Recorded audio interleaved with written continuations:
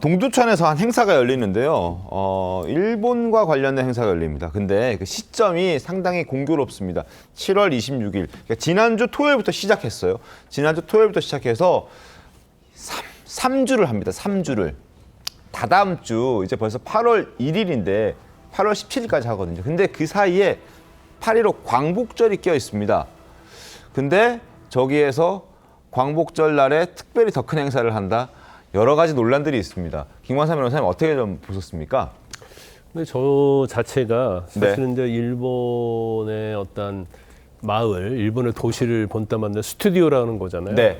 그래서 사실 어떤 일본과 관련된 드라마, 영화 이런 걸 찍으려면 이제 일본 로케이션을 가려면 돈이 엄청 많이 들어요.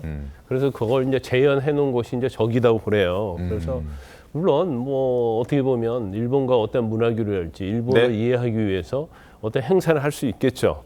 근데 행사 자체가 전체적으로 보면 뭐 사무라이랄지 뭐 어떻게 우리나라의 어떤 일본의 침략과 관련된 이런 내용들이 상당히 많아요. 네. 근데 하필 기간이 이제 중간에 8월 15일이 끼어 있는 거죠. 껴 있는 거예요. 네. 그러면 적어도 8월 15일 정도는 어떻게 보면 그 축제를 좀 중단하는 게 맞지 않을까 싶어요. 그래서 여러 가지 뭐 이야기는 하고 있습니다만은 우리의 어떤 국민의 정서랄지 이런 네. 것들이 있잖아요. 일본에 대한. 그래서 일본 문화에 대한 체험이라는 걸 주제로 내세웠는데 물론 할 수 있죠. 상호 교류하면서. 그런데 적어도 이제 국민의 정서로 보면 광복절은 우리가 일본한테 침략당해가지고 엄청 고통을 겪다가 해방이 된 나라 아닙니까? 네. 그런데 적어도 이제 그런 나라는 그날은 의미를 두고 좀 자제를 했어야 하는데 그렇지 않다 보니까 아마 민간 기업에서 하는 걸로 보이는데 네.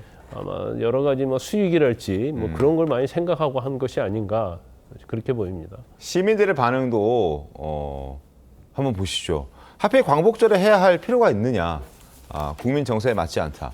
광복절에 일본 여행 가는 것보다 낫다라는 의견도 있습니다. 광복절 하루는 자중했어야 하지 않느냐라는 얘기도 나오고 있습니다. 지난해에도 이 행사는 있었는데 지난해에는 광복절 되기 전에 이제 행사가 종료됐기 때문에 큰 논란은 없었는데 이번에는 뭐 지난해 잘 됐나 보죠. 그래서 기간을 좀 늘렸더라고요. 그래서 이제 광복절까지 포함이 됐는데 여러 가지 좀 비판의 목소리들이 나오고 있는 그런 상황입니다.